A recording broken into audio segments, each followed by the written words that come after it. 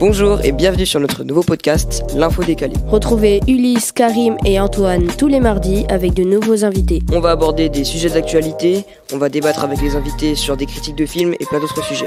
Retrouvez-nous très vite sur l'Info décalée. Et bienvenue à tous et à toutes sur cette nouvelle émission de l'Info décalée.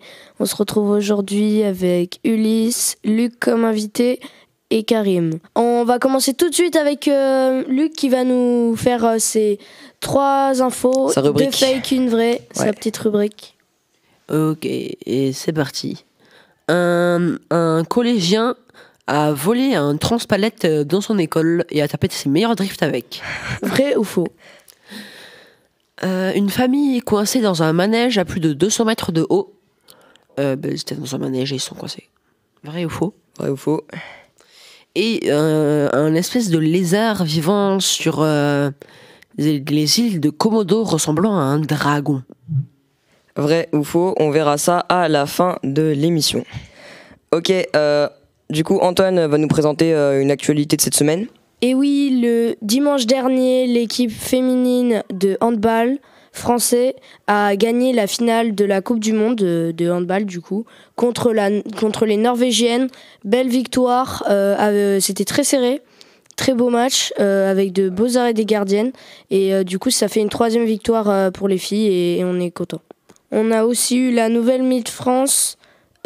C'est donc la Miss France Nord-Pas-de-Calais. Encore une fois, comme en 2017. Alors, je sais pas si elle est super appréciée, certains la trouvent moche, mais bon, c'est Miss France et à chaque fois le jury, je sais pas trop, mais c'est pas terrible.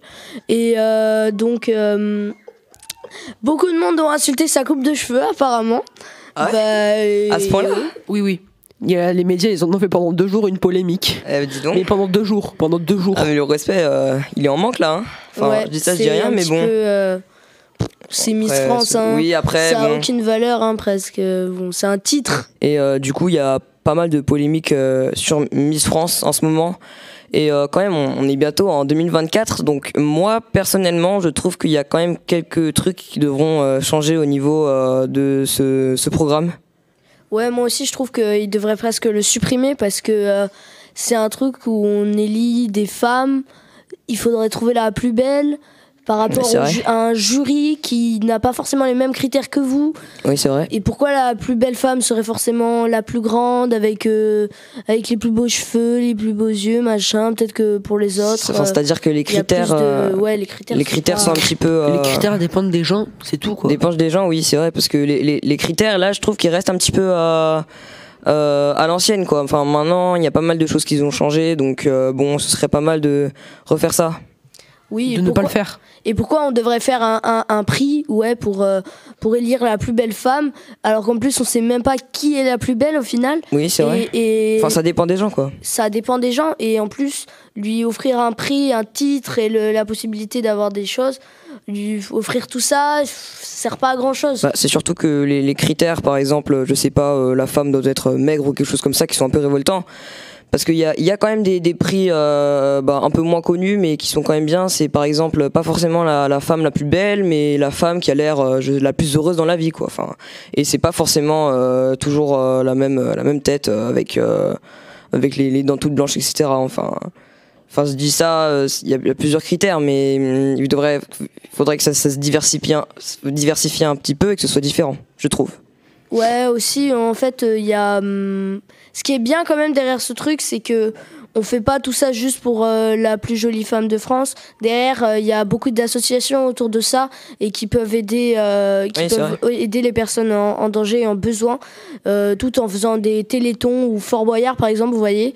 Il y a beaucoup de Miss France qui le font parce qu'elles peuvent récolter de l'argent pour une assos qui va aider le monde. C'est un côté positif. Positif, sympa, c'est bien. Ouais. Je pense que c'est pour ça qu'ils continuent, parce que si ça serait juste pendant une année, je suis la meilleure femme du monde et puis machin, et puis bidule, et puis c'est la belle vie, machin. En fait, le truc, c'est que ça crée de nouvelles célébrités. Voilà, c'est pour faire tourner les tendances, peut-être aussi. Ouais, de faire mettre du nouveau. Mais moi, je trouve qu'on devrait mettre du nouveau dans le nouveau. Ouais. Et ça sera tout pour les infos flash. On passe tout de suite avec Ulysse qui va nous faire le gros sujet du jour. Ouais, le gros sujet du jour, actualité d'ailleurs la semaine dernière, le 11 décembre. Le président a annoncé une autorisation pour commencer l'exploitation d'hydrogène naturel dans les Pyrénées. On va résumer ça tout de suite. Alors, d'abord, il y a beaucoup de technologies qui sont en train d'être développées et qui vont sûrement utiliser l'hydrogène, par exemple les avions à hydrogène ou les piles à combustible. Et l'hydrogène pourrait s'avérer un gros budget dans le futur. Et actuellement, il y a 3 façons de faire de l'hydrogène. On peut la faire en électrolyse de l'eau, c'est-à-dire qu'on prend de l'eau, on fait passer un courant électrique à l'intérieur, et ça génère de l'hydrogène. Ensuite, on peut la générer avec des hydrocarbures, c'est-à-dire que on fait brûler du pétrole ou du gaz et ça crée de l'hydrogène. Ou sinon, on peut l'exploiter dans les gisements souterrains, parce que plus on descend sous terre, plus l'oxygène il se raréfie, et donc on a de l'hydrogène. Et donc il y a eu beaucoup de gisements d'hydrogène naturel qui ont été découverts en France, notamment 46 milliards de tonnes d'hydrogène qui sont cachés sous la Moselle. Et l'autorisation du coup a été délivrée dans les Pyrénées-Atlantiques. Et il y a déjà des demandes d'exploitation dans l'Ain, le Puy-de-Dôme et en Moselle par la société Sudmine, qui se présente comme une des premières startups dédiées à l'export d'hydrogène responsable. Et du coup, pourquoi on va chercher cet hydrogène à la place des autres ressources qu'on a on a assez de ressources normalement quand même. Alors l'hydrogène, il est souvent considéré comme le carburant du futur par les entreprises, parce que d'abord il peut se conserver facilement, et ensuite parce que il ne pollue pas, notamment quand il est dans les piles à combustible. C'est-à-dire qu'on transforme l'hydrogène stocké en électricité et puis ça rejette que de la vapeur d'eau. Donc en soi, il n'y a rien de très polluant, pas d'émissions de CO2 ni rien. Oui, Luc ? J'aurais une question, mais Oui. pour faire ça, pour faire chauffer l'hydrogène, il faudrait une source de chaleur. Alors actuellement, l'hydrogène, on n'a pas besoin de le faire chauffer ni de le refroidir, parce qu'on peut le conserver normalement à température ambiante. Oui, mais t'as dit que ça faisait de la vapeur d'eau, et pour que ça fasse de la vapeur d'eau, il faut que ça soit chauffé. Alors tout de suite, j'aimerais pas me risquer sur cette question parce que je suis pas non plus expert de l'énergie sous forme d'hydrogène. Donc on va sûrement mettre un lien en description ou quelque chose pour se renseigner, et on va passer du coup à la suite. Et du coup, comment ils vont réussir à extraire l'hydrogène du coup dans les Pyrénées ? Ben, ils vont faire des énormes forages sous terre, puis après ils vont utiliser des pompes. Et ensuite le stocker dans des bonbonnes ou des piles à combustible directement pour l'utilisation. Mais du coup, est-ce que ça serait pas plus polluant que juste utiliser d'autres matières comme d'autres ressources énergétiques ? Alors c'est bien ça le problème, c'est que l'extraction aussi a un coût. Mais là notamment, après sur les niveaux pollution, ils sont pas trop là-dessus, ils sont plus sur le business.